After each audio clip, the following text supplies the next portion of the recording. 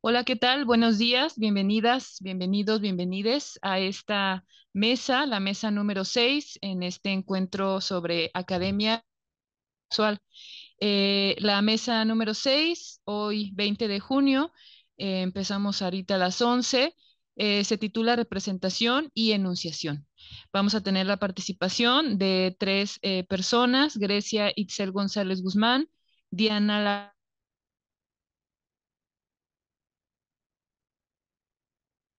virtual e Ignacio, también aquí el Colegio de Jalisco, está aquí conmigo en manera presencial.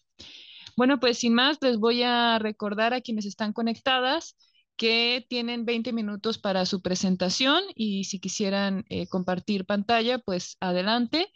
20 minutos, les pido que estén atentas, por favor, a su chat por si hubiera algún mensaje que tuvieran que leer y por si para cortar los tiempos.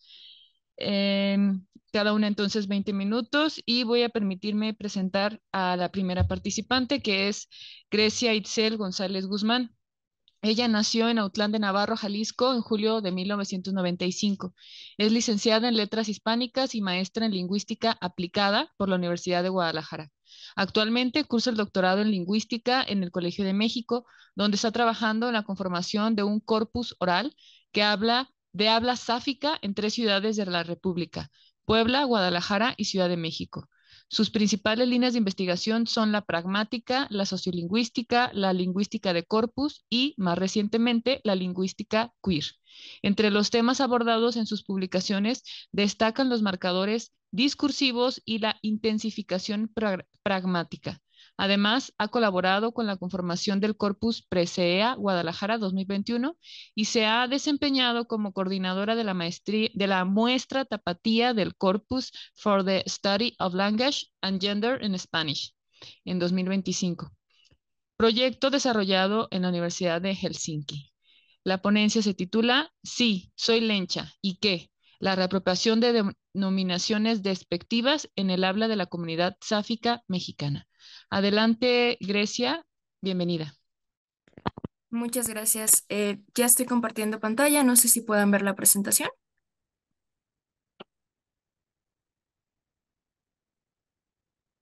Sí. Perfecto. Muchas gracias. Bueno, buenos días a todos, a todas. Yo les voy a presentar, como ya lo dijeron bien, mi estudio titulado Sí, soy lencha y qué, la reapropiación de denominaciones despectivas en el habla de la comunidad sáfica mexicana. Y bueno, como bien lo sabemos, el uso de insultos, el uso de palabras despectivas para pues referirse o denominar a grupos minoritarios o minorizados como la comunidad LGBT, pues es una práctica bastante común. Incluso en la actualidad, pues sigue estando muy presente en diversos contextos. Y una manera de defensa ante este tipo de ataques, ante estas actitudes discriminatorias, pues es justamente la reapropiación de estas palabras. Y esa es la noción de la que yo estoy partiendo, la reapropiación lingüística, que es el proceso mediante el cual miembros de estos grupos que se ven afectados retoman o reclaman estas palabras y mediante nuevos usos las despojan de toda esta carga negativa y las cargan también de valores positivos. Este acto en sí representa un intento por retomar el control sobre la propia identidad, no solo sobre las palabras, y son una forma de desafiar tanto al significado ofensivo como a las personas mismas, mediante actos que pueden ser sinceros, irónicos, humorísticos y con los que también se fomentan relaciones fuertes de solidaridad. Esta resignificación se concreta una vez que estos lexemas, estas palabras reapropiadas, se integran al argot de la comunidad ya con estos nuevos valores. En ocasiones se neutraliza por completo el uso que está motivado por el odio, aunque en la mayoría de las veces, pues ambos significados sociales coexisten y se presentan en distintos contextos. Antes de pasar a mi investigación, a lo que yo encontré, pues les presentaré algunos fundamentos teóricos que son importantes. Este estudio está enmarcado en la lingüística queer, que es la disciplina que estudia todos aquellos recursos, comportamientos lingüísticos, las formas discursivas con las que las personas de la comunidad LGBT construyen, refuerzan y negocian sus identidades. En este sentido, resultan relevantes algunas nociones de la sociolingüística, como los actos de identidad de Lepage y Tauret-Keller, que se refiere a aquellas elecciones léxicas, al uso de ciertos patrones lingüísticos que revelan dos cosas muy importantes en los hablantes. A nivel personal, pues justamente su identidad individual, y también a nivel social, pues su búsqueda de roles sociales. Esto se puede ligar con la afiliación, ya que estos actos justamente se utilizan para marcar, para señalar la afiliación o la pertenencia a una comunidad determinada, en este caso a la comunidad sáfica, como lo estoy nombrando yo. Y bueno, esto permite que los miembros construyan relaciones sociales basadas en referentes, en experiencias y en general en realidades que son al menos parcialmente compartidas. Finalmente, quiero señalar la importancia de la indexicalidad de Eckert en este estudio, que yo entiendo aquí como la capacidad que tienen ciertas expresiones lingüísticas, en este caso, pues justamente las palabras reapropiadas, para evocar o para construir diferentes significados sociales, según el contexto particular en el que aparezca cada palabra. Así, las palabras reapropiadas van a tener un campo indexical que está conformado por diferentes significados ideológicos que se van a activar justamente mediante las interacciones particulares en las que aparezcan. Bueno, el primer objetivo de este estudio en realidad es abonar al campo de la lingüística queer, que en países de habla hispana pues apenas está en desarrollo, hay pocos estudios, en México hay algunos, y también tener un primer acercamiento al habla de la comunidad sáfica en México, que hasta el momento pues la verdad es una comunidad que ha sido bastante relegada en este ámbito. Ya específicamente y relacionado a la reapropiación, busco identificar las denominaciones empleadas por mujeres sáficas para nombrar a las mujeres lesbianas, en este caso únicamente a las mujeres lesbianas porque es un estudio acotado, y analizar sus reflexiones metalingüísticas sobre los significados sociales que se atribuyen a estos términos cuando son utilizados en diferentes contextos. Se parte entonces de la hipótesis de que buena parte de las denominaciones que aparecen en este estudio son palabras reapropiadas que justamente tienen una connotación negativa que se activa cuando son empleados por personas externas a la comunidad, tanto personas cisgénero, heterosexuales, pero también por miembros de la comunidad LGBT que no se identifican como mujeres. Para pues juntar el corpus con el que yo estoy trabajando, utilicé dos instrumentos. El primero es una entrevista sociolingüística semidirigida con una duración aproximada de entre 1 hora y hora y media. Yo realicé estas entrevistas de manera virtual utilizando la plataforma de Zoom, que es con la que grabé también los audios. Y lo hice de manera virtual porque me interesaba obtener diversidad geográfica para este primer acercamiento. Entrevisté a 8 mujeres de los estados Aguascalientes, Estado de México, Jalisco, Michoacán, Monterrey, Veracruz, Yucatán y Zacatecas. En la entrevista no había preguntas fijas, pero sí se consideraron 3 bloques temáticos pensados justamente para propiciar pues la producción espontánea de estas denominaciones, de las reflexiones que me interesan y de otros ítems lingüísticos. Los bloques son historia de vida, representación sáfica en medios y en general situación sociopolítica de la comunidad en México. Y por último, reflexiones en torno al habla sáfica. Mi segundo instrumento es un cuestionario abierto que se publicó en Google Forms en octubre de 2024 y que se mantuvo abierto hasta diciembre de ese mismo año. Para la difusión, yo me enfoqué en Twitter, en X, y pues lo difundí mediante algunas cuentas con una gran cantidad de seguidores que se enfocan en el estudio, la difusión de contenido sáfico en México. Para este estudio, que pues repito, es acotado, únicamente se consideraron las primeras 30 respuestas y estas corresponden a mujeres lesbianas, bisexuales y pansexuales. Estas son las etiquetas que las mujeres utilizaron al responder el cuestionario. Era un campo abierto y provienen de 11 estados de la República. También está estructurado en torno a 3 bloques. El primero, pues son preguntas relacionadas a la representación sáfica, como cuál es tu pareja sáfica favorita. El segundo es más una tarea de licitación léxica en donde se utilizan centros de interés, como lo es lesbiana, es decir, qué palabras o expresiones conoces, has escuchado para nombrar a las mujeres lesbianas. Y en el último hay preguntas metalingüísticas del tipo, ¿crees que el habla forma parte de la identidad sáfica? Todas estas preguntas son abiertas porque se buscaba obtener la mayor cantidad posible de información. Y bueno, así se junta el corpus que ven aquí. En esta tabla se ve su distribución. Son 38 hablantes al final.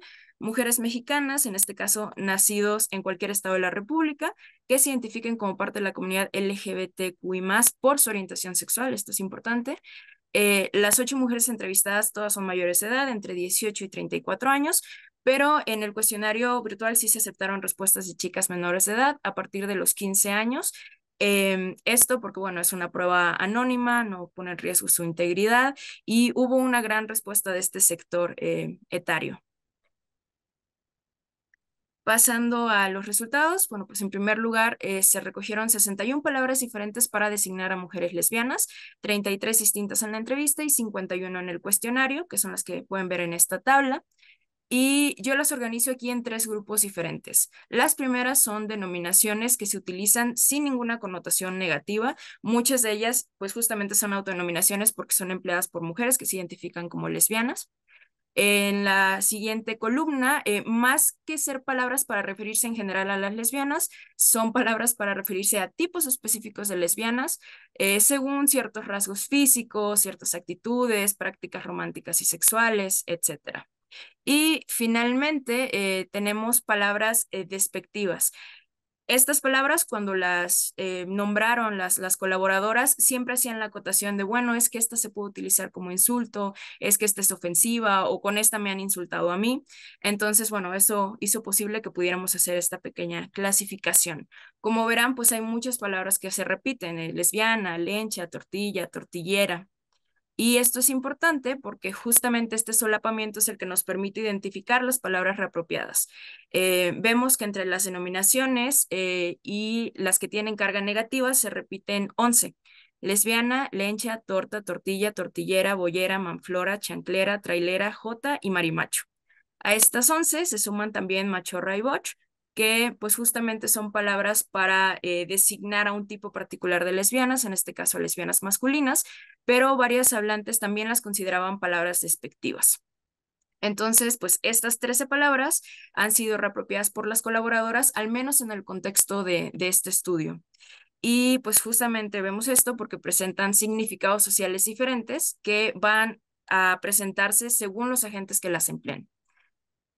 Tanto en el cuestionario como en la entrevista también se les preguntó a las participantes si consideraban que el uso de todas estas palabras que ellas dieron son ofensivos o negativos cuando los utilizan mujeres de la comunidad, es decir, cuando se trata de un uso endogrupal dentro del grupo, o cuando lo utilizan personas ajenas a la comunidad, un uso exogrupal.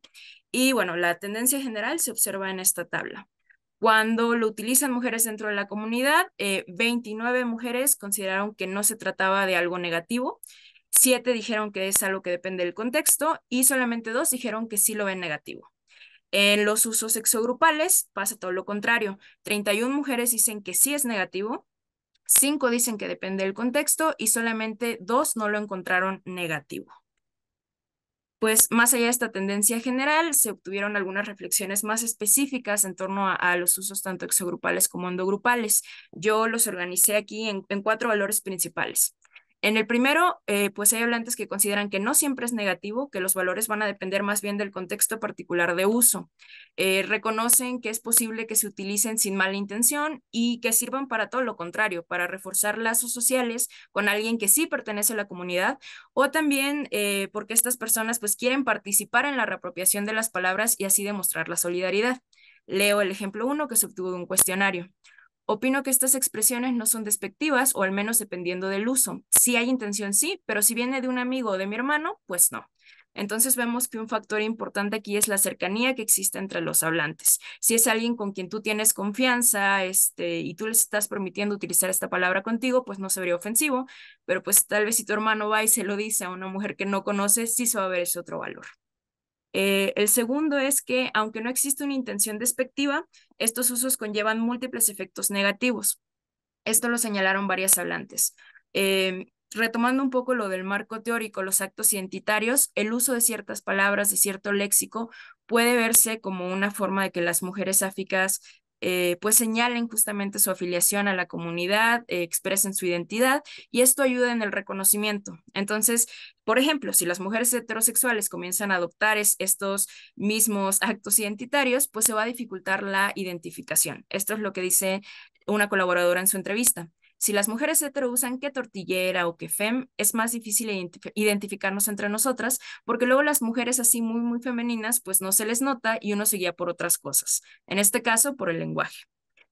Otro efecto indirecto es que los usos solidarios pueden llegar a normalizar su uso tanto que personas que sí lo van a utilizar con mala intención, pues se van a sentir con la libertad de emplear estas palabras.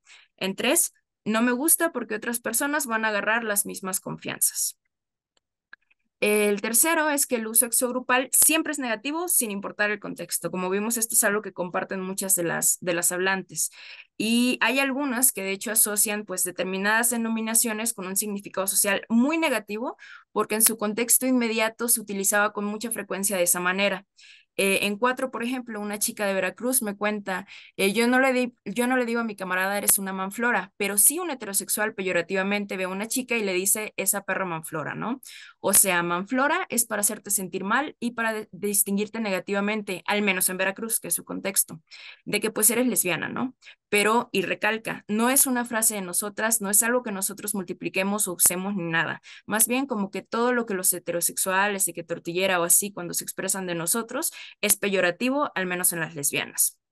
Y bueno, esto demuestra también que hay una dimensión personal en la reapropiación, que no se va a dar al mismo ritmo en todas las mujeres, no se va a dar con las mismas palabras, va a haber una variación por edad, por ubicación geográfica, por las experiencias individuales que se tienen con estas palabras. Bueno, lo segundo es que la denominación está acompañada de una resignificación de estereotipos. Esto lo mencionaron varias hablantes que decían, cuando ya se ha reapropiado y se domina por completo una palabra, como en este caso boyera, en 7, se puede jugar con ella y hacer nuevas palabras, como boyodrama. Y pues de esta forma se expande el léxico de la comunidad sáfica y también justo se resignifican estos estereotipos sociales que suelen asociarse a las mujeres de la comunidad. Es importante notar que estos usos irónicos, humorísticos, no buscan cambiar ni la opinión ni las actitudes de las personas externas al grupo, porque no se está rechazando el cliché, sino que al contrario, se reproduce a modo de burla para tomar control también sobre esa parte de la identidad. Leo 7, Boyodrama no solamente se refiere a un drama normal, ¿no? Sino es como un drama muy intenso porque se nos juzga y también hay el estereotipo mucho dentro de la comunidad lésbica de que las relaciones de mujeres son demasiado intensas porque hay como muchos sentimientos. Entonces, un boyodrama es como un dramonón. En 3, la reapropiación se concibe como algo positivo. Esto es algo que se presenta mucho también en las respuestas de las colaboradoras, que tal cual, como decía al principio, creen que reclamar estas palabras despectivas representa un acto de desafío con el que la comunidad puede enfrentarse a la discriminación social y quitarle el poder no únicamente a las palabras, sino a las personas que utilizan estas palabras pues con fines ofensivos. Y destaco aquí el caso de lesbiana porque varias colaboradoras me mencionaban que para ellas era una palabra muy fuerte, una palabra con la que batallaron mucho para incluso denominarse. En 8, por ejemplo, es también una forma de combatir el odio. Cada vez que una persona llama lesbiana a una mujer en forma de insulto y dicha mujer no reacciona como si la estuvieran insultando, es un paso adelante, se gana terreno al odio. En 9, lesbiana antes era un insulto, o sea, realmente la sola palabra lesbiana. A mí me costaba mucho trabajo incluso pronunciar esta palabra, yo autodenominarme así, porque la encontraba como muy fuerte, muy insultante. Y en este mismo pasaje se menciona que también personas heterosexuales parecen tener esta percepción, porque ella le dice a una amiga, no, pues yo soy lesbiana, y su amiga le responda, ay, no lo digas así, como si fuera pues algo malo, ¿no? En lugar de una etiqueta que debería ser neutral. Y bueno, el cuarto valor, que en realidad pues es una de las conclusiones principales de este estudio, es que existen distintos niveles de conciencia o de intención también detrás de la reapropiación, detrás de este fenómeno.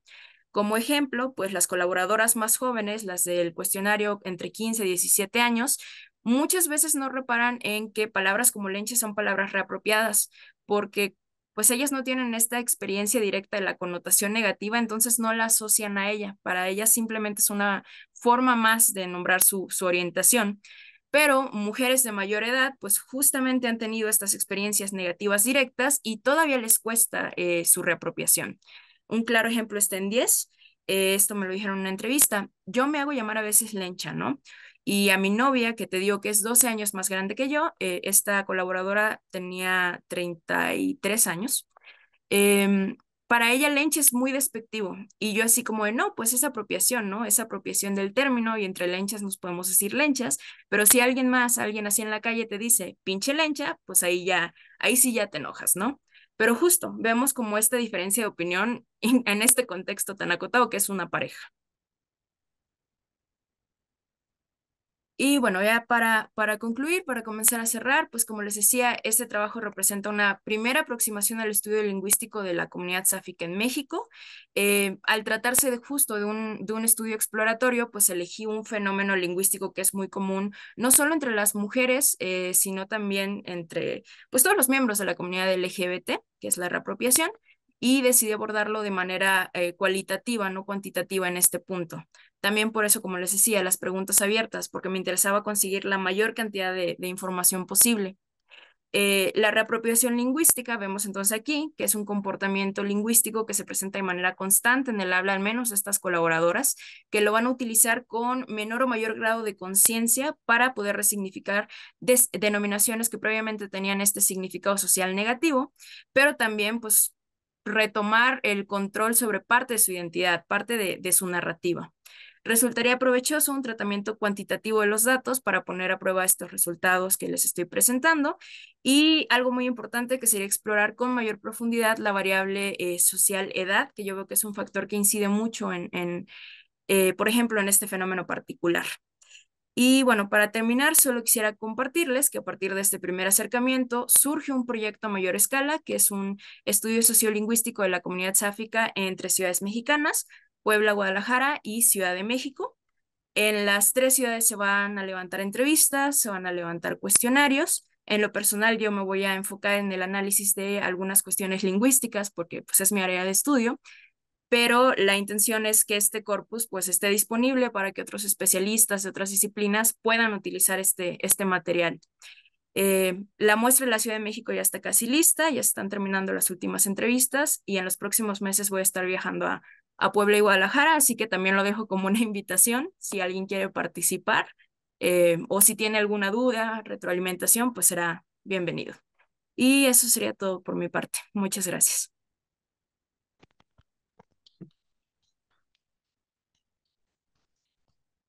Muchas gracias, Grecia, por tu muy interesante participación.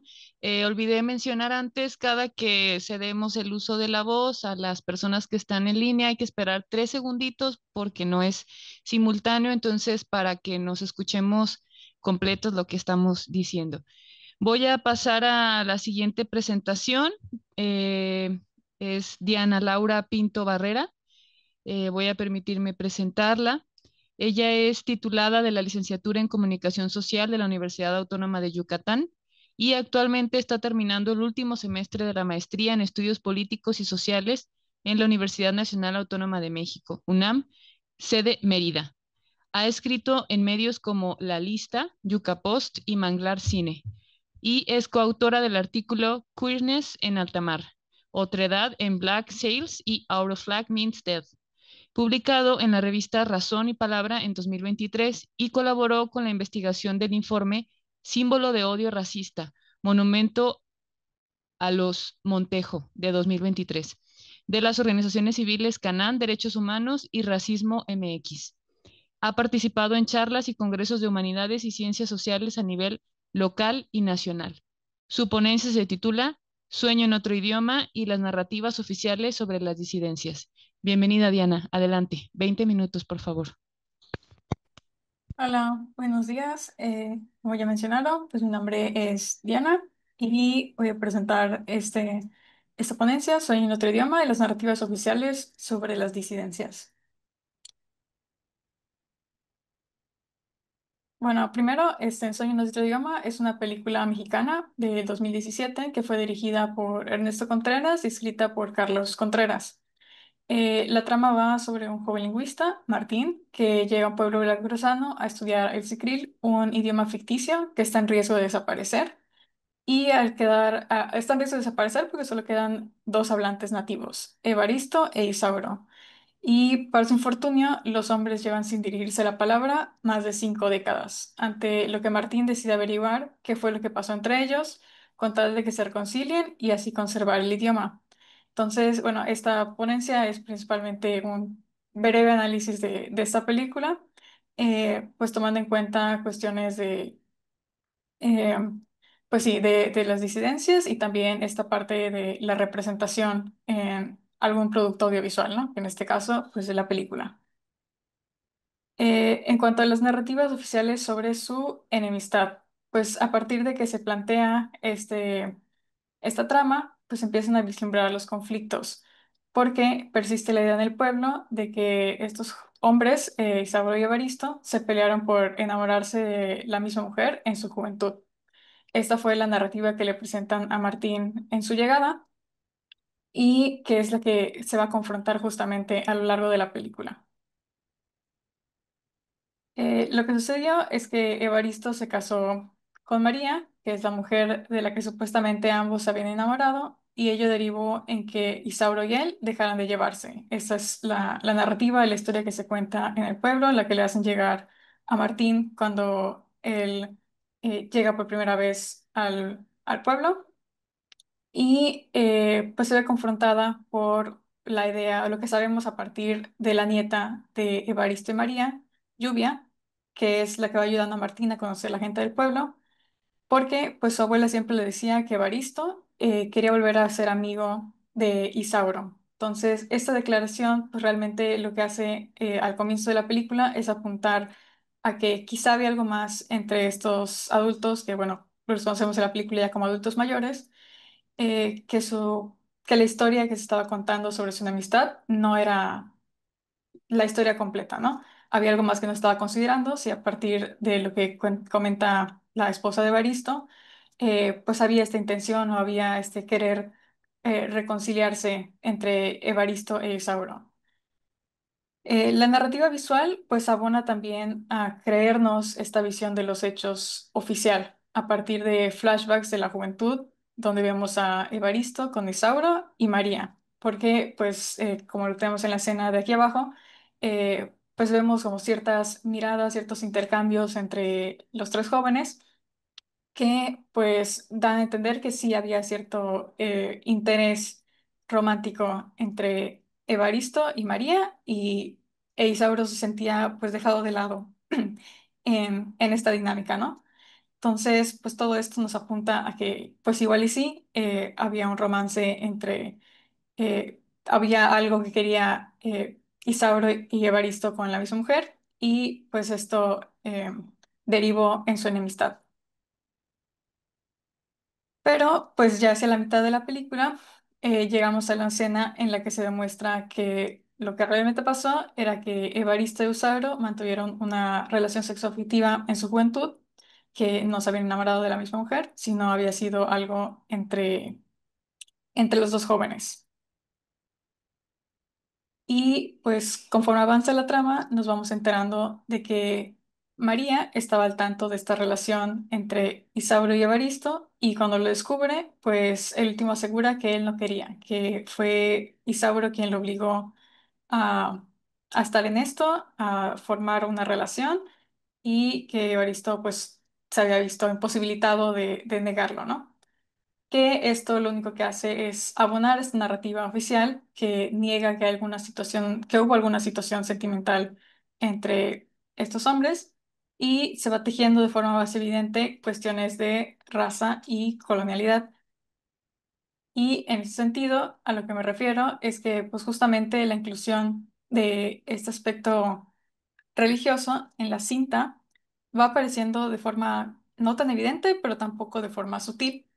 De hecho, en varios momentos de la película se muestra la presencia de la religión católica en el pueblo, ya no solo como algo que está ahí, sino como algo impuesto, como algo que vino de fuera, que se esperaba que fuera aprendido, que fuera pues tomado por parte de las personas originarias del pueblo que pues va conformando como esta parte cultural y también identitaria de las personas que ahí habitan. Aquí pongo algunos ejemplos de cómo se ve esto.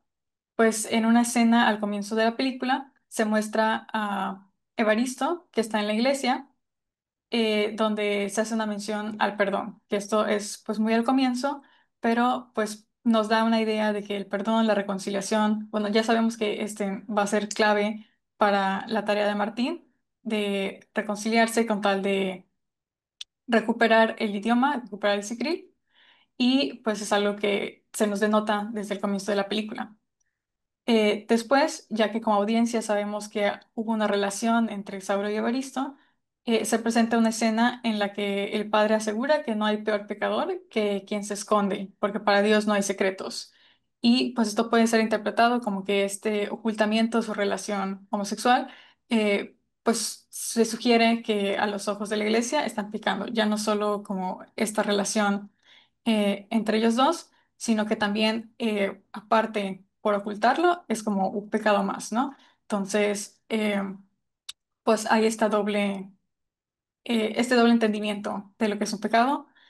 Y posteriormente hay un momento de culpa católica por parte de Evaristo, que va a buscar a Isauro para que se escape de clase, que de hecho es en esta parte, esta es la escena donde, bueno, en esta parte se ve como las mesas del salón de clases y se ve aquí una cruz con cristales y en la parte de atrás de esta cruz está aquí esta otra imagen que es el salón que da pues atrás de eso que pues va Evaristo a buscar a Saurio para que se escape y Evaristo se topa con esta imagen de Cristo en la cruz y como que repiensa esto, el buscar, el querer sacar a Isauro de su clase y pues huye, ¿no? Huye a partir de esto, como él le llega el remordimiento de cierta forma de lo que está haciendo está mal, es mal visto, entonces pues prefiere no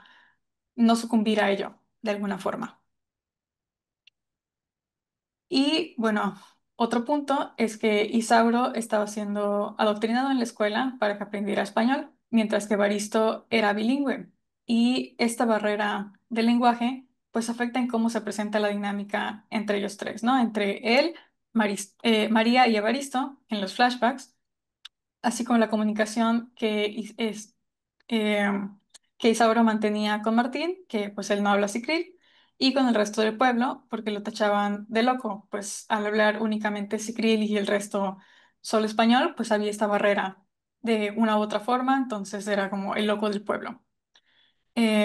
Esto hace que la declaración de Baristo sobre Isauro, que era el que que lo había obligado a, pues, a mantener esta relación, tenga una carga distinta. Porque, pues bueno, tenemos a Isauro, que es el que hacía las cosas diferente, entre comillas, por no compartir este código, ¿no? Que era el español, lo cual puede ser interpretado como eh, pues que era alguien que contaba con valores distintos, entendido como no católicos, y por ende en quien recaía la culpa de hacer algo indebido, ¿no? O sea, era Isauro quien estaba atentando a Evaristo de alguna forma porque no compartían este mismo código, estos mismos valores. Entonces, pues aquí eh, expongo como la homosexualidad por parte de Evaristo, pues es concebida como una desviación por esa enseñanza proveniente de la religión católica y que esto responde a que a partir de la introducción del cristianismo en el continente que hoy nombramos como americano, pues se configuran estas disidencias sexogenéricas como equívocas, como pecado, como algo mal visto porque justamente no les son funcionales a la reproducción patriarcal y heteronormativa de lo que requiere la Iglesia como institución. Entonces, pues esta idea es ya aprendida tanto por Evaristo como por el resto del pueblo, que configura que tengan estas ideas, esta forma de aproximarse, pues, a estos temas, incluso en este caso, pues a su propia orientación. Entonces, pues bueno, al tener tan arraigado esta idea y, ajá, como mencionaba, pues ya no solo Evaristo, sino el pueblo, sociedad en general, influye que no se cuestione esta narrativa que le presentan a Martín en un comienzo, ¿no? No se cuestiona esta narrativa oficial porque pues es lo lógico de cierta forma, como pues dos hombres y se pelean por una misma mujer, entonces pues ahí quedó y como que no hay más que cuestionar, no hay más que preguntarse porque tiene sentido, ¿no? Eh, y pues de esta forma opera el poder colonial en la trama y en la vida de los habitantes del pueblo. Se inserta así en todos los ámbitos sociales a partir de su reproducción y en esta reproducción es que se van legitimando. Se expresa que pues todo iba bien en el pueblo hasta que Martín llegó a querer salvar el Sicril, porque pues no había llegado nadie a develar, a cuestionar lo que había sucedido realmente entre Evaristo y Osauro y pues de este romance que todavía conservaba ciertos rastros, pudo haber seguido oculto, ¿no? Pudo haber sido ignorado, principalmente por los dos hombres involucrados en esto, ¿no? Más allá de que si en el pueblo se sabía o no, entre ellos podían seguir ignorando lo que había sucedido, sobre todo Evaristo, que podía seguir ignorando que hubo algo con Isauro y que pues, realmente todavía sentía lo que había sentido en su juventud. Y pues esto resulta en que es Evaristo a quien más le costaba aceptar lo que mantuvo con Isauro y lo que esto significó para ambos. Después, ya que los tenemos como, pues aquí con una escena donde están como adultos mayores, eh, Evaristo reacciona más mal hacia el intento de Isauro por tomarle la mano y al lograr medio reconciliarse, pues revive otros conflictos internos como su actitud ante la homosexualidad. Y pues en la película, Isauro al final fallece y Evaristo lamenta cómo terminaron porque nunca pudo forjarse este perdón, esta reconciliación entre ellos, pero se mantiene la promesa de hablar en el encanto, que es como se le denomina al lugar en el que van los espíritus de las personas hablantes de Sicril fallecidas, y que en este lugar pues va a haber un reencuentro y van a poder hablar las cosas que no se pudieron decir. Y pues ya, para ir cerrando, una parte importante es que ya hacia el final, el cierre de la película, vemos a Evaristo que está visitando la cueva del encanto y entabla una comunicación con Isauro, ¿no? Que ya falleció. Y este hecho me parece muy importante porque es la única vez en la que se subtitula el Sicril. En el resto de la película escuchamos a Isauro sobre todo hablar en Sicril, pero lo que entendemos de lo que está diciendo es a partir de alguien que está traduciendo, ¿no? En ese caso, pues cuando ya Evaristo está medio reconciliado y pues puede traducir ciertas cosas, y si no, solo Martín, pues interpretando lo que quiere decir en Sicril, ¿no? Pero pues a lo largo de la película no vemos, no entendemos qué se está diciendo en Sicril, y cuando ya se subtitula, que es hacia el final, es para hacernos saber que está habiendo una confesión de amor entre Evaristo e Eusabio.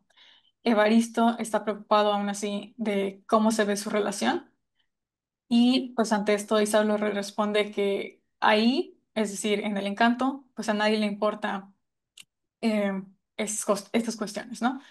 Entonces, pues hasta el último momento de la película se demuestra el peso que tienen las narrativas hegemónicas sobre uno de los protagonistas, en este caso, pues Evaristo, y la carga que proviene de una herencia colonial que le afectó a lo largo de su vida.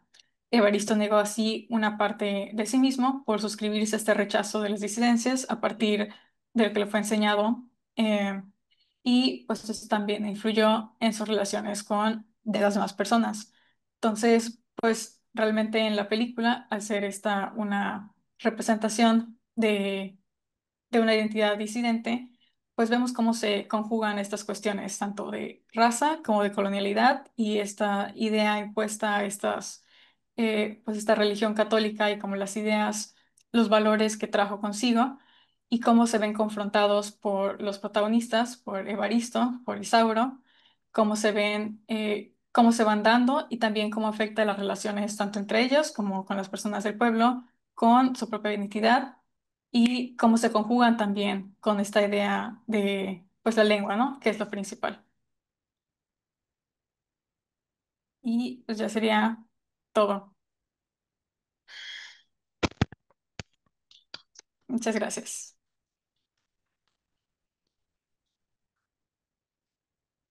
Muchas gracias, Diana, por tu presentación, también por acotarte a los tiempos.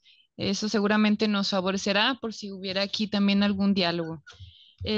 A continuación voy a presentar a Ignacio Torres Valencia, que está aquí conmigo, organizador, ideólogo de este encuentro también en conjunto con Edgar Yáñez.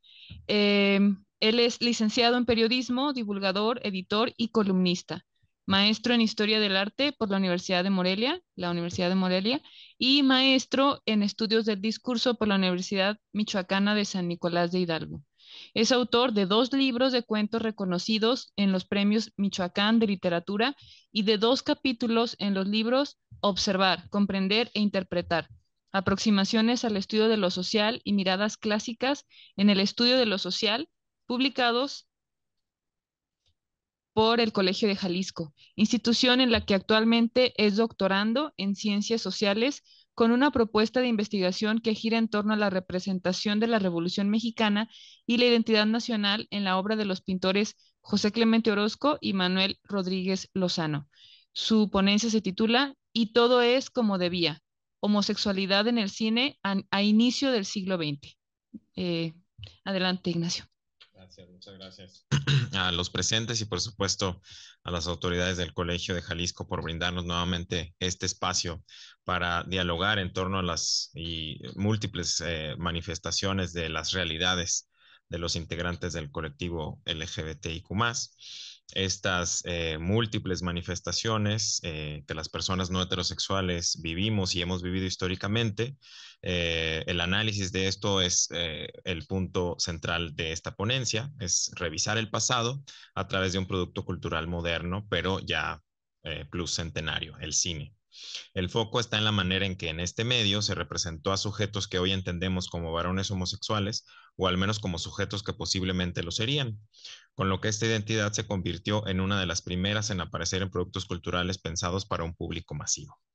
No se debe olvidar que a inicios del siglo XX el cine en general y en México de modo particular apenas mostraba sus potencialidades como la industria que es ahora, situación que llevó a experimentaciones y licencias que una vez que se avanzó en el tiempo y en su afirmación como industria, se matizaron o bien desaparecieron.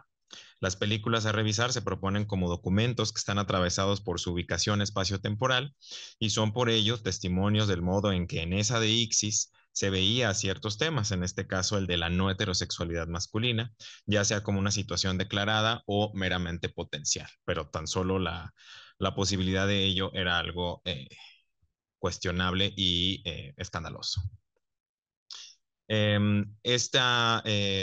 Este breve análisis se desprende de la maestría que realicé en la Universidad Michoacana, en un estudio sobre estudios del discurso, de representaciones en la literatura de modo particular, pero bueno, analicé también algunos otros productos concurrentes en tiempo y bueno, algunas de las películas aquí señaladas aparecen en esta tesis.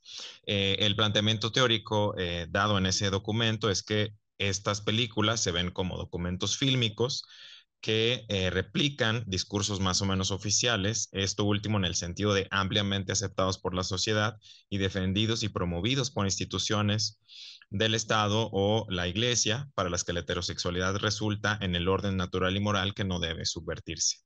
Estas películas las propongo en términos de Denis Jodelet como representaciones sociales, un término que, cito, remite tanto a los productos como a los procesos que caracterizan el pensamiento de sentido común. Es una forma de pensamiento práctico, socialmente elaborado, marcado por un estilo y una lógica propias y compartido por los miembros de un colectivo o grupo social.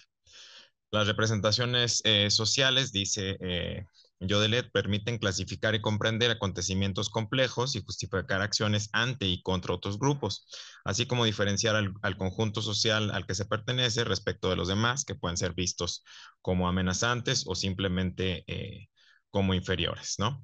Las representaciones sociales pueden ser construidas activamente o consumidas y cargadas de modo pasivo, ¿no? Dependiendo del interés que tengamos en cada uno de esos conceptos de los que se trata, ¿no? Las representaciones sociales, dice Jaudelet, siempre son de alguien, están encarnadas. Y ese estar encarnado de las ideas y los conceptos, pues tiene una relación inherente e irrenunciable con ese entorno en el que se encuentra y el sistema en el que está inserto en mayor o menor grado y con mayor o menor disidencia, ¿no? Eh, los aspectos que propongo en este análisis fílmico se inscriben o son resultantes de un proceso de creación de significados y resignificaciones de estos una vez que se han consumido activamente para comentarlos en sociedad y reacomodarlos al interior, o bien luego de un consumo pasivo para simplemente replicarlos, ¿no? Las películas, esto es una simplificación, las podemos ver como guías de comportamientos válidos y aceptables que marcarían entonces pautas de presentación social para facilitar los intercambios con el grupo social y alinearse, quizá, si se quiere, a esta expectativa sistémica.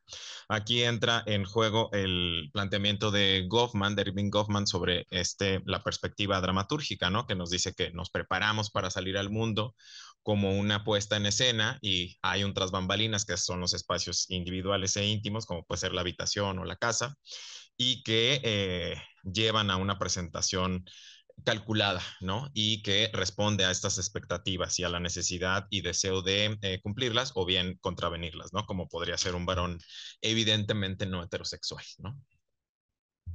El cuerpo fílmico que propongo para este breve análisis son estas películas que abarcan de entre las décadas de 1930 a 1960, finales de una y de la otra. Presentan en su mayoría un fingimiento, una puesta en escena doblemente calculada, puesto que implica una subversión consciente de lo que por biología se esperaba para performar los códigos del género opuesto, ¿no? A lo anterior, sin embargo, hay un par de excepciones. En el caso el primer caso excepcional se dio hacia finales de los 30 con la existencia fílmica de Don Pedrito, personaje que formó parte de esta suerte de película coral que fue La Casa del Ogro. Se trata de una trama de corte moralista, de una casa, pues no es como una casa de asistencia, pero digamos que es como una suerte de vecindad de cierto nivel mayor, pero hay un letrero en la entrada que dice, en esta casa solo vive gente ordenada, moral y cumplida, una cosa así, dan como algunas características, ¿no? Supuestas de todos sus inquilinos, ¿no? Hay subversiones en la trama, pero no son irreversibles, eso es importante. Los buenos que se descarrilan pueden volver al camino y los malos reciben siempre su merecido. En ese ambiente existe don Pedrito, llamado por sus vecinos como Petrita, debido a su evidente mariconería. La portera de la vecindad en que vive Pedrito fue interpretada por la gran actriz Emma Roldán. Ella, en su personaje de Librada, tiene una vinculación constante con Pedrito y aunque motiva el uso del nombre alternativo de Petrita y lo llega a llamar viejo maricón, también es cierto que tiene ciertos visos de simpatía y podríamos decir en términos actuales, tolerancia y prácticamente aceptación de este varón evidentemente no heterosexual. La imagen de Pedrito, podemos ver, es muy cercana a estos últimos resabios de los fifís porfirianos. En la imagen de la derecha se puede ver una caricatura de un fifí que se publicó en el periódico llamado El Chafirete, en el que constantemente se jugaba con el doble sentido y se tensionaba mediante diálogos y vínculos variables una suerte de relación sexual o posible mente sexual entre ese fifí que había vivido mejores tiempos y los choferes, choferes de camiones, taxis y tranvías que terminaban por dominarlo a cuenta de su masculinidad avasallante, ¿no? Entonces hay ahí una tensión sexual en potencia, ¿no? Pero veamos esta interacción entre Pedrito y Librada. A ver si se escucha, creo que no. ¿No se escucha? Bueno. Bueno, ahí le está pidiendo a Librada que le cuente los chismes más recientes de la casa. O sea, ahí se quita el sombrerito que veíamos en la imagen de la caricatura de la imagen anterior. trae un sombrero muy similar, los bigotes. O sea, ahí le está contando, ¿no? Que el dueño de la casa va a dar una fiesta, con la orquesta de Montparnasse, que seguramente era un referente de la época, porque lo menciona como algo muy destacado, ¿no? Entonces él le dice que es un viejo chocante, el dueño, porque no lo ha invitado, y Librada le recuerda que le debe ya 3 meses de renta, entonces ya él así como que se incomoda, no, no, no, entonces hablemos de otra cosa, ¿no? Entonces hay ahí un evidente intercambio de chisme y ven ahí la gesticulación de Pedrito, las manos como las pone una sobre la otra, la inclinación hacia ella, hay una suerte de gesticulación evidenciada que evidencia esta no heterosexualidad del personaje, ¿no? Bueno, ahí la escena, bueno, el clip es bastante extenso, el intercambio de chisme. Luego él se va porque le dice que no quiere que lo califiquen de chismoso él también, como lo es Librada y como es conocido, por lo que es conocida ella. Y le dice ahí en esa última parte, le pregunta a ella si el bigote es nada más para despistar. Se queda en eso, ¿no? Pero es ahí evidente la molestia. No, le dice antipática y se va. No, insisto, la gesticulación es más que elocuente, ¿no? En ese sentido. A ver, ahí está, avanzando. Otra excepción se dio en la película Mujeres de Teatro, en la que se presenta un filón social muy específico y muy trabajado en esos años, ¿no? Un grupo de mujeres que se dedican al entretenimiento, en lo que hoy entendemos casi como una carpa, pero con una mayor categoría. Lo anterior, sin embargo, no deja de lado un aspecto fundamental. Se trataba de casos excepcionales, pues las mujeres de la época, que la época consideraba como decentes y por lo tanto casaderas, no podrían estar en lugares así si no era como espectadoras y acompañadas de una figura masculina, ¿no? Entonces, las mujeres que trabajan en el teatro, pues son vistas como, pues sí, deslumbrantes, guapísimas y lo que sea, pero como una reticencia a su valía moral supuesta. En este ambiente surgió una figura complementaria, así como la de Pedrito, que permite ver a un varón evidentemente no heterosexual en una interacción de su cotidianidad. A ver, no sé si esta se podrá escuchar. No, bueno, es el coreógrafo de la compañía, les está diciendo ahí que tienen que sin ella, que es la tiple principal, bueno, el tiple ya no era un término usado en esa época, digo, la cantante de esa época, es la principal y que sin ella no vendría ni una rata al teatro, ¿no? Entonces hay ahí un diálogo y él pues admira evidentemente a esta mujer y a las otras les dice que no sean flojas, que ensayen y no sé qué. Pero ahí está una gesticulación, está evidentemente emulando la pose de ella con la mano y ahí les habla a las otras de allá de una manera mucho más enérgica porque con la otra hay cierta melosidad por la admiración, ¿no? Y también hay una cuestión en el estampado de la camisa de él y la blusa de ella, que son muy similares, pero a ver si ahí está. La de él es como una distorsión del estampado muy geométrico, o bueno, muy preciso del de ella, ¿no? Entonces, yo lo leo como una distorsión evidente, un guiño intencional por parte de la producción para decirnos, el que emula nunca podrá hacer eso a lo que apunta, ¿no? Entonces hay ahí, ¿no? Las dos figuras por contraste, la que sí es y el que quisiera ser, pero pues jamás podrá hacerlo, ¿no? Y bueno, el resto de películas, salvo una última excepción, que es también la última en estrenarse en México, siguen una misma estructura base, la posibilidad de la homosexualidad masculina, pero a partir de una confusión de la que el espectador es consciente en todo momento. En 1944 se inauguró, perdón, en el cine mexicano una suerte de subgénero en el que una mujer se hace pasar por hombre y durante el proceso llega a confundir a un hasta entonces muy macho y muy mujeriego hombre que, con horror, se cuestiona ante la posibilidad de sentir más que amistad por ese raro jovencito al que acaba de conocer.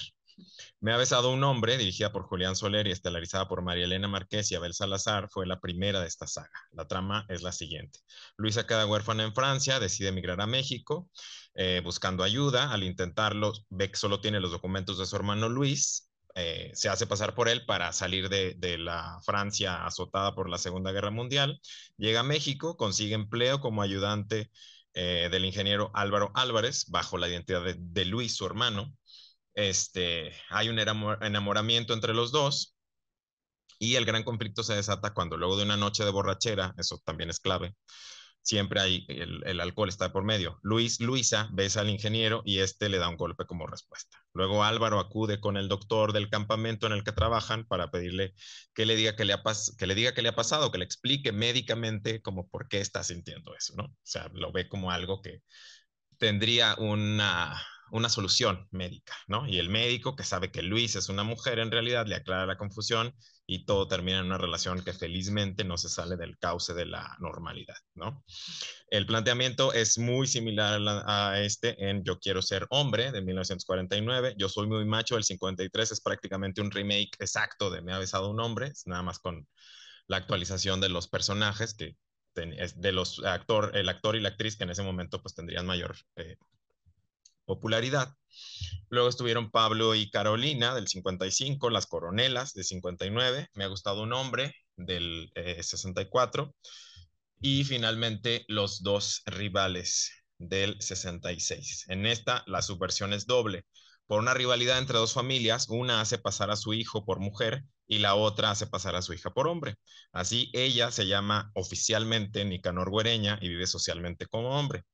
Él se llama María Eugenia Treviño y aunque no lo visten como mujer desde niño, el tener oficialmente un nombre femenino le resulta vergonzoso, ¿no? Y eso genera una confusión, o sea, todo el mundo ubica a Nicanor Güereña y sabe que ese es su nombre, aunque no saben que se está haciendo pasar por hombre, entonces de repente hay una confusión no solo al sujeto masculino, sino al contexto social en general, ¿no? La película es de la segunda mitad de los 60 y la comedia ranchera ya estaba quedando un poco fuera de moda, pero se recurrió a ella para esta suerte de cierre de saga sobre los varones confundidos por otros varones no canónicos, ¿no? Es importante remarcar que el tono en todas es cómico, porque a través de la comedia es fácil plantear esto y hacerlo digerible, ¿no? Si se hubiera dado otro tono a una trama así, pues seguramente hubiera sido, o habría habido censura, ¿no? Sin embargo, aunque cómicas y como mera posibilidad, las representaciones fílmicas de esta homosexualidad posible es un problema siempre. Lo que se puede ver en el modo de replicar, como un modo de replicar el discurso institucional al respecto, ¿no? La no heterosexualidad es un camino que no se debería seguir a menos que se desee, pues, la perdición o un castigo social de alguna manera, ¿no?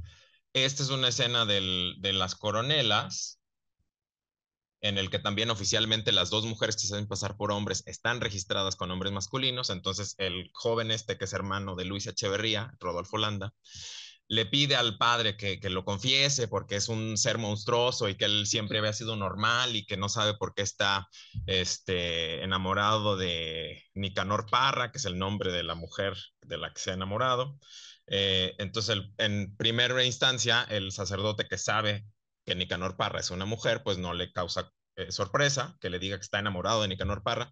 Luego cae cae en cuenta de que hay una confusión ahí porque el joven no está enterado y entonces trata ahí de salirse por la tangente porque, digamos, era una cuestión de vida o muerte para las chicas travestidas mantener su identidad masculina, ¿no? Este recurso no es de exclusivo del cine y de hecho es muy añejo, ¿no? Hay varias óperas, aquí menciono tres, en La Calisto, Júpiter se disfraza de Diana y seduce lésbicamente a la ninfa Calisto. En Arcilda, de Vivaldi, una mujer llamada Alicia se disfraza de hombre, se hace pasar por su hermano, así como en la primera película que veíamos, y otra mujer llamada Arcilda se enamora de ella, travestida de hombre. Y el querubino de Mozart es un paje adolescente que es andrógino y se disfraza de mujer, además de que en la trama parece muy sexualizado, ¿no? Entonces hay una suerte de renovación fílmica de este recurso. Hay en Estados Unidos una excepción, ¿no? En Una Eva y dos Adanes, que fue el título dado en México, dos hombres se hacen pasar por mujer, también por otra situación. Uno termina enamorando a Marilyn Monroe, el otro capta la atención de un millonario petrolero, una cosa así, y le propone matrimonio. Entonces él, en esta última escena, que van ahí huyendo, que no se va a escuchar, pero bueno, él le está diciendo que le avisó a su mamá que ya tiene una novia que se va a casar como por cuarta vez, y él le dice, no puedo casar porque No, soy estéril, no te puedo dar hijos. Y él, no, pues adoptamos. No, he vivido con un hombre los últimos 3 años. Ah, te perdono. Ya hasta el final le dice, soy un hombre, y se quita la peluca. Y la respuesta del millonario excéntrico le dice, ah, bueno, nadie es perfecto. Y se van. O sea, entonces ahí la posibilidad la posibilidad de la homosexualidad no es amenazante, no es problemática ni se rechaza, ¿no? Entonces hay una aproximación muy diferente en ese cine que ya estaba ahí bajo el código Hays, que es excepcional que se haya permitido incluso el guiño ese, ¿no? Si ahí ya le confiesa que es hombre, que bueno, pues nobody's perfect, ¿no? Entonces, y se van. Y bueno, en México, ya para cerrar, hay una representación social que se puede proponer como ejemplar de la homosexualidad y se dio en otra comedia, Modisto de Señoras, ¿no? Aquí se alejaron de este planteamiento repetido de la masculinidad posiblemente vulnerada por una confusión y ya se habla, o el protagonista habla de sí mismo como un hombre que va en contra de ese mandato heterosexual, ¿no? Que encarna esto, aunque nuevamente es un fingimiento en el mismo género, en la misma biología, pero que está rompiendo, ¿no? Porque se supone que hay un mandato o una expectativa de que todos los modistas, todos los diseñadores sean homosexuales, ¿no? Maurice aparece, es el personaje, el nombre del personaje, sí. Nuevamente performa el ser no heterosexual, ¿no? Mueve las manos, la manera en cómo habla, cómo se viste, el mismo ser modisto ya habla de él, ¿no? Dice que tiene 41 años y dice, ay, qué coincidencia, ¿no? Entonces, un evidente guiño al baile de los 41, ya en esta metonimia numérica, habla de que es su casa de modas es el santuario de la zona rosa y menciona a la mafia, a Cuevas, a Monsiváis, que los veíamos ayer en la conferencia con el doctor Lanzagorta.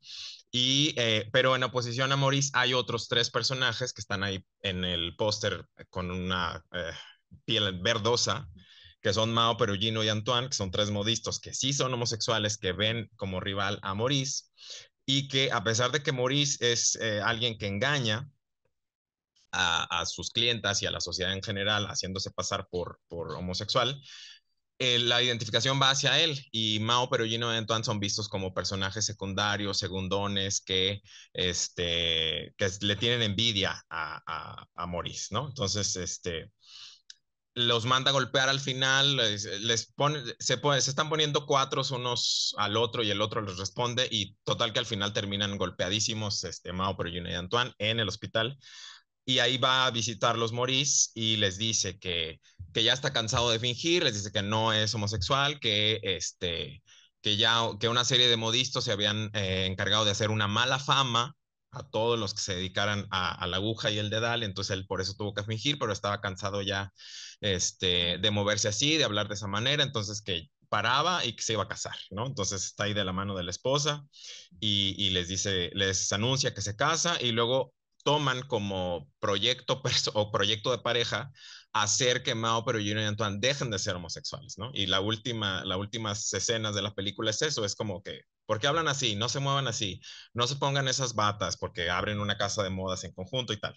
Entonces, bueno, les anuncia eso y finalmente esta última película, aunque ya hay un personaje homosexual en fingimiento y 3 que sí lo son sin lugar a duda, se repite el discurso institucional, ¿no? Que ya tenía muchas décadas en circulación. El homosexual sigue un camino equivocado, marcado por el desprestigio, la imitación burda de las maneras femeninas al hablar y caminar y cómo vestirse. Es enemigo de los hombres heterosexuales, y está únicamente confinados a sectores como la moda, en los que puede expresar su delicadeza, ¿no? Sin embargo, el protagonista, Maurice, se deslinda de todo ello al hacer un evidente rechazo en ese último monólogo que les decía en el hospital, y al casarse con la mujer que tiene ahí de la mano, todo es como debía ser y no hay daño a la hombría suya ni a la hombría como elemento esencial de la identidad mexicana. Y bueno, termino. Muchas gracias. Muchas gracias, Ignacio. Bueno, en este momento abrimos el espacio para preguntas y respuestas. Si hubiera aquí, ya hay algunas. Adelante. Gracias, Hilda. Tengo preguntas para los tres, muy rápido para no eternizarme. Estaba pensando en la presentación de Grecia, muy interesante, muy interesante el estudio. Y veo que nos señalas hasta el final esto de que te interesa poner un énfasis en los cortes de edad, precisamente porque parece ser que las mujeres de mayor edad ya no usan los términos de la trabajo. También me llamó mucho la atención esto de que las más jóvenes, lencha, no reconocen la historicidad del término lencha. Y yo te quería preguntar, o bueno, incluso sí, ver si más que la edad, o bueno, junto con la edad, porque la edad parte del estudio que estás haciendo, piensas incorporar una cierta historicidad a estos términos. Porque me parece que hay una dinámica en los términos de las lesbianas en México muy particular. Se lo leí alguna vez a alguien que no sé si has leído también, Anaí Russo Garrido, que es ella encuentra justo una suerte de nacionalismo lésbico en México en la década de los 80 y 90. Y también me llamó mucho la atención esto de cómo los términos no peyorativos solían estar en inglés o provenir incluso desde mi punto de vista, a lo mejor estoy equivocadísimo, de España, ¿no? O sea, términos extranjeros, y los términos, digamos, locales mexicanos son los que tienen más tanto de la carga peyorativa como la carga de reapropiación, ¿no? Tortillera, todos estos. Me llama la atención la ausencia de lechuga. En mis tiempos usaban el término lechuga, los gays sobre todo usábamos el término lechuga. Entiendo que era súper despectivo y no sé si las mujeres lesbianas lo han reapropiado, pero bueno, en fin, son preguntas y reacciones. Sobre todo esto, si piensas incorporar una cierta historicidad. Para Diana, es pues más que una pregunta, un comentario. No, me quedé pensando mucho en tu análisis de esta película a partir de un ensayo de James Clifford sobre los idiomas, que está en su colección de ensayos de dilemas de la cultura. No sé si lo conoces, y si no, pues sería interesante, bueno, pienso que le echaras un ojo para ver cómo se interpreta esta película a la luz de este ensayo. Es un ensayo de James Clifford donde habla de el uso de los idiomas para diferentes funciones, uno del amor y de la pasión y de lo afectivo, otro para la ciencia, el conocimiento, lo racional, y uno el de la oficialidad, y también lo ve en términos de colonialismo en el caso de Malinowski, y en el caso de Joseph Conrad, el escritor polaco, inglés y demás, cada uno de estos dos personas usaban los idiomas para diferentes cosas. Y es muy interesante en el caso del colonialismo y de Malinowski, cómo usa el idioma kiriwinés de la isla en la que estaba para expresar como sus pasiones más intensas, ¿no? Pero bueno, es solo ver si conoces ese ensayo y quizás si no lo conoces, pues sugerírtelo para ver cómo se piensa la película a la luz de esas ideas. Y finalmente aquí para Ignacio, eh, me llaman mucho la atención estas películas del yo quiero ser hombre, yo soy muy macho, etcétera. Entiendo perfecto que la construcción de la película es la confusión, es todos sabemos, ay, es un hombre, ¿no? Digo, no, sí es una mujer. Y es la estructura básica de la comedia. Entonces entiendo que la confusión puede ser cualquier otra cosa, ¿no? Pero me llama la atención que en estas películas en concreto pudiera haber una lectura también bastante oscura, que no sé qué pienses tú al respecto. eh, de exaltar la masculinidad mexicana hegemónica de ese tiempo, ¿no? Como diciendo, el hombre es tan hombre que se da cuenta, ¿no? Que realmente sabe dónde está la mujer escondida detrás del hombre, ¿no? Y no sé si incluso va por ahí, o sea, si esa lectura es posible, esas películas no están sugiriendo eso, es nada más celebrar la confusión y ya, decir jajaja, si era mujer, así que todos tranquilos, ¿no? O si unes, no, mira, el macho tan macho puede, a lo mejor se confunde un ratito, pero realmente descubre a Silvia Pinal detrás de esos bigotes. Y que me llama la atención porque eso no aparece en la película gringa, la de Marilyn Monroe. Ahí sí es como, no, aquí lo que triunfa es el amor. Y lo que pienso que en la película mexicana, esta colección de películas mexicanas, lo que triunfa es la masculinidad, ¿no? Sí. Pero bueno, eso es todo. Gracias. Gracias, doctor Lanzagorta. No sé si hay algún comentario o más dudas aquí. Sí, adelante. Juntamos una o dos más.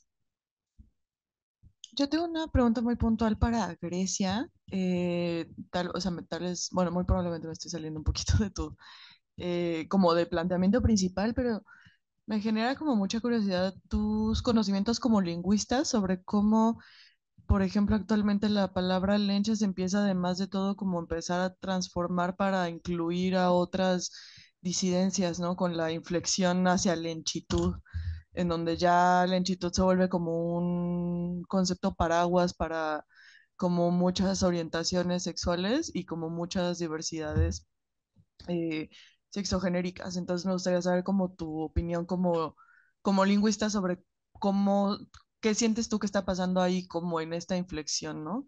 De lencha hacia lenchitud. ¿Alguna otra aportación?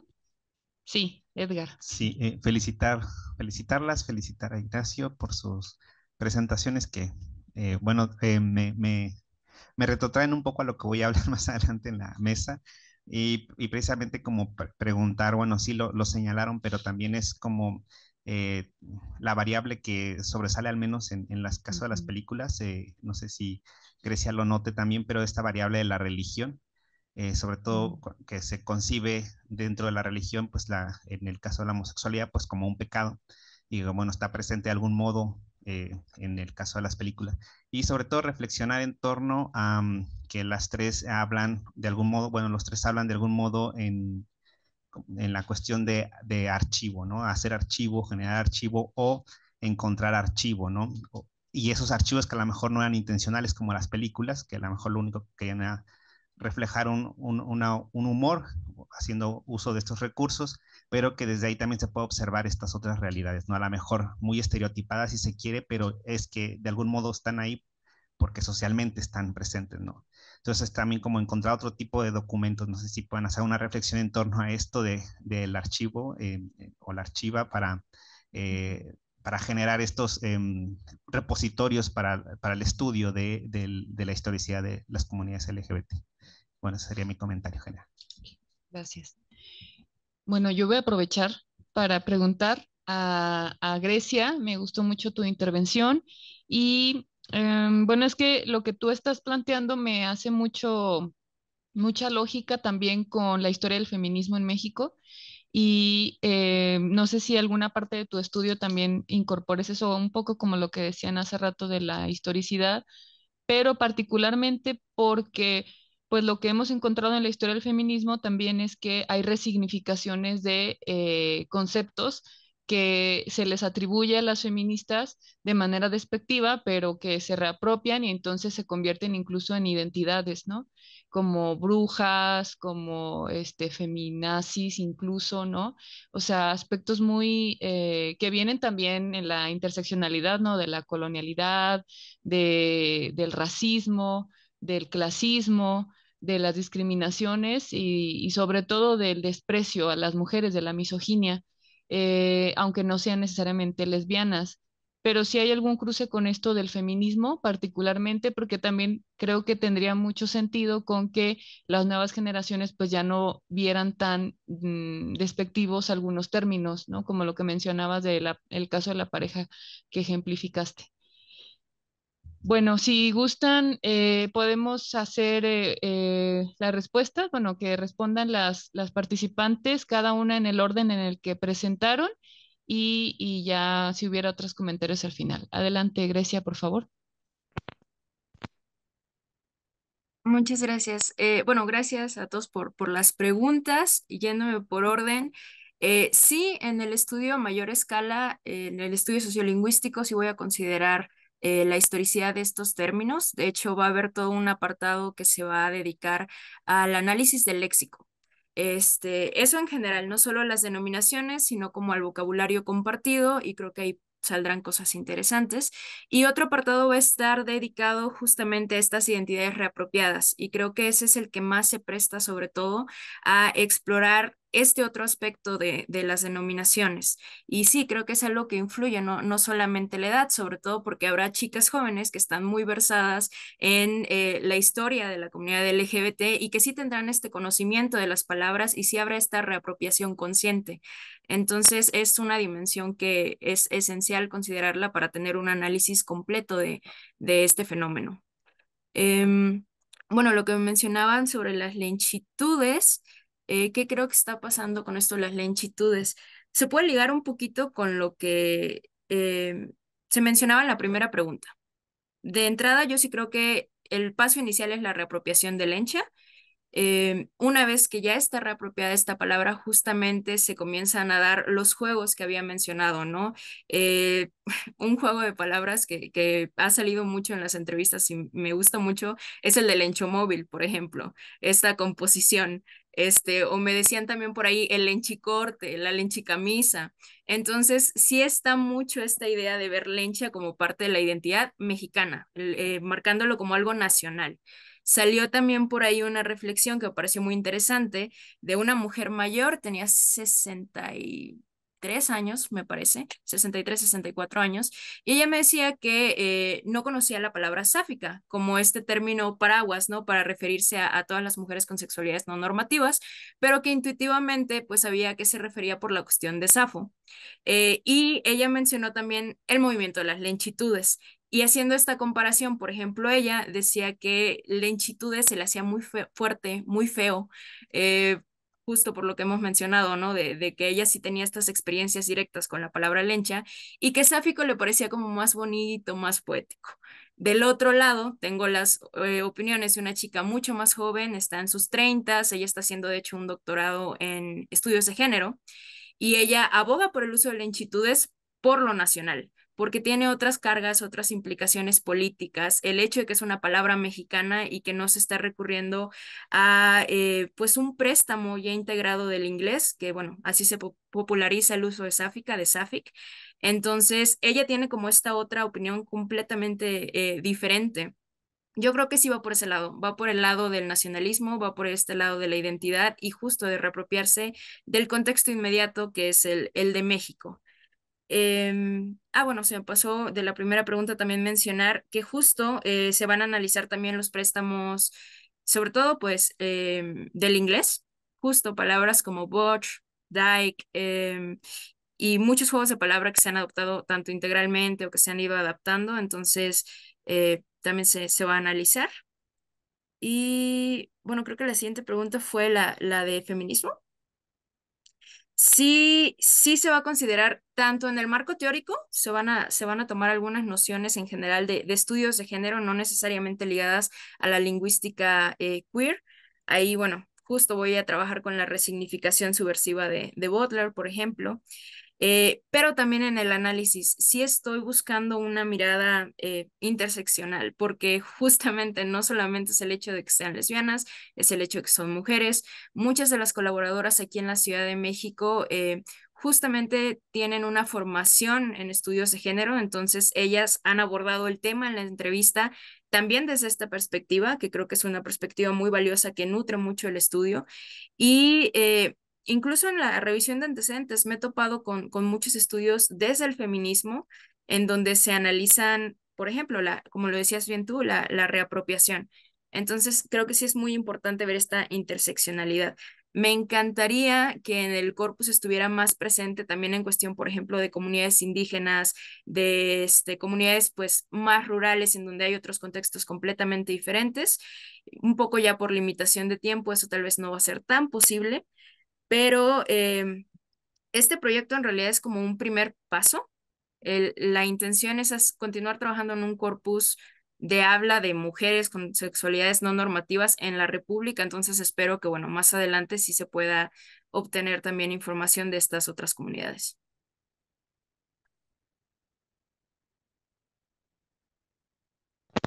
Gracias. Continuamos entonces con la segunda participante, Diana Prieto. Adelante, por favor.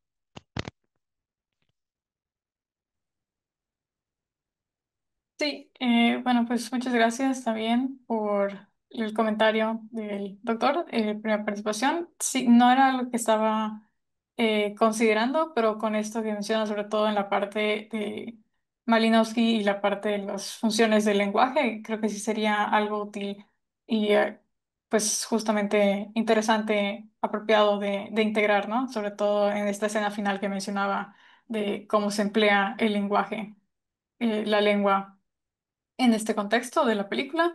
Y pues sí, muchas gracias ya. Ya hice la anotación.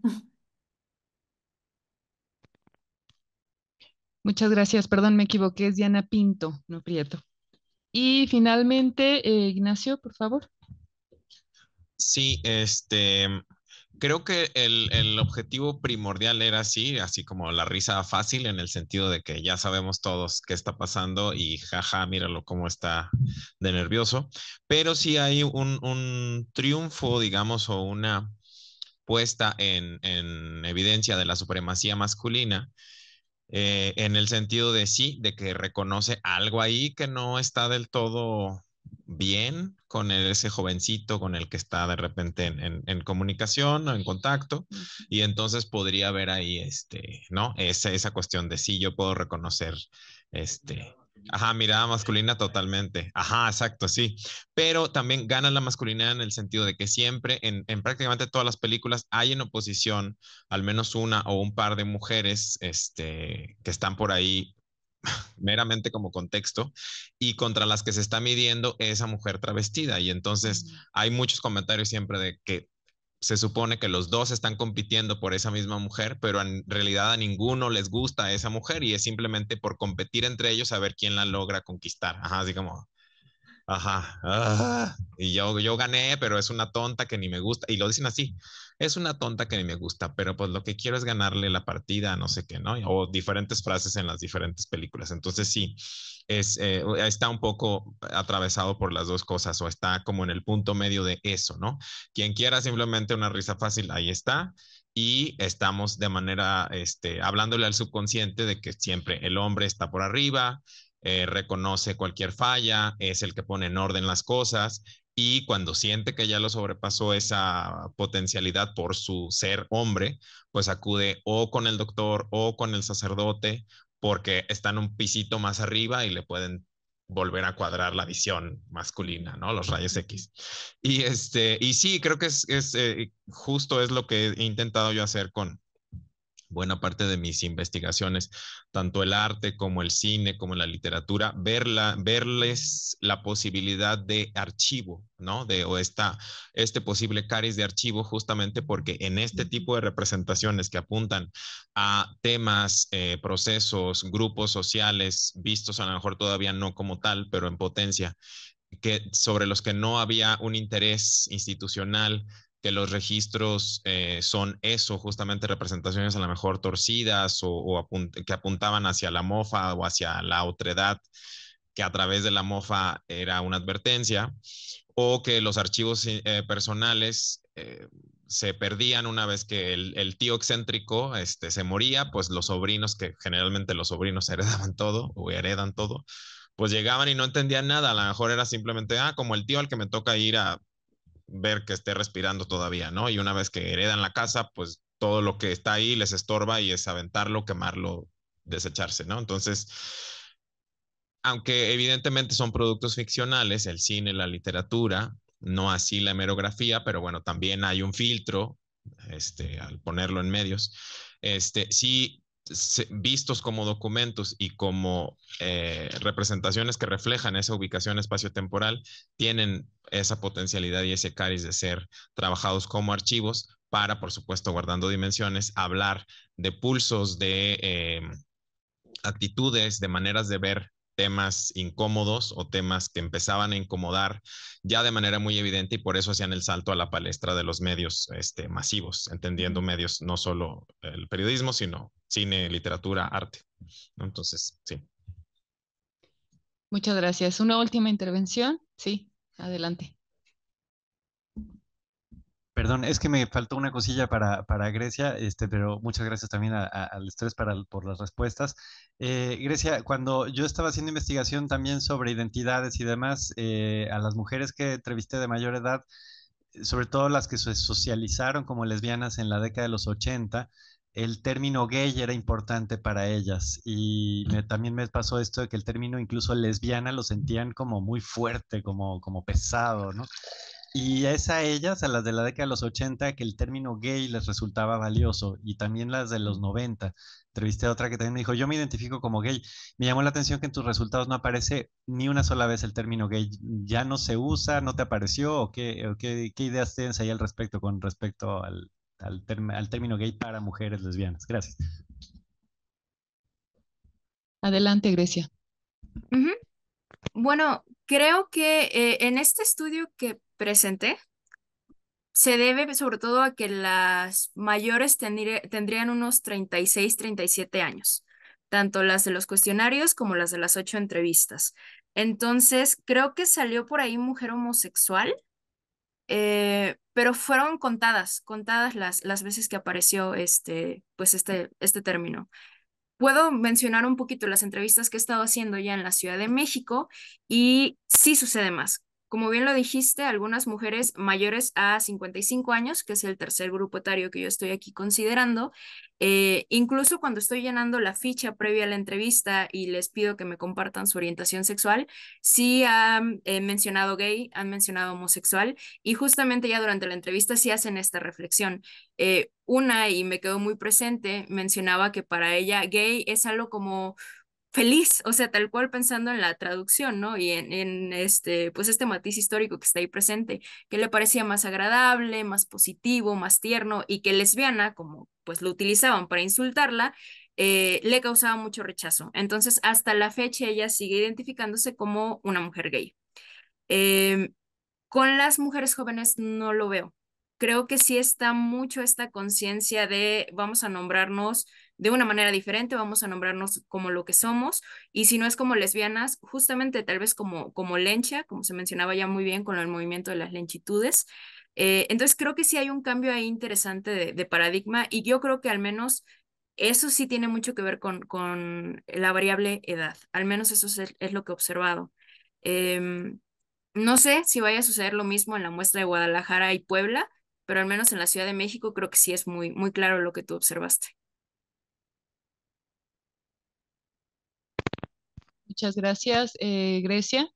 Si no hay ningún otro comentario, yo creo que vamos cerrando esta mesa. Les agradezco mucho a las participantes, Grecia Itzel González Guzmán, Diana Laura Pinto Barrera e Ignacio Torres Valencia. Agradezco a quienes están aquí. Y bueno, en unos minutitos más empezamos la mesa número 7, titulada Ecos de la disidencia sexual, heterosexual. Perdón. Gracias.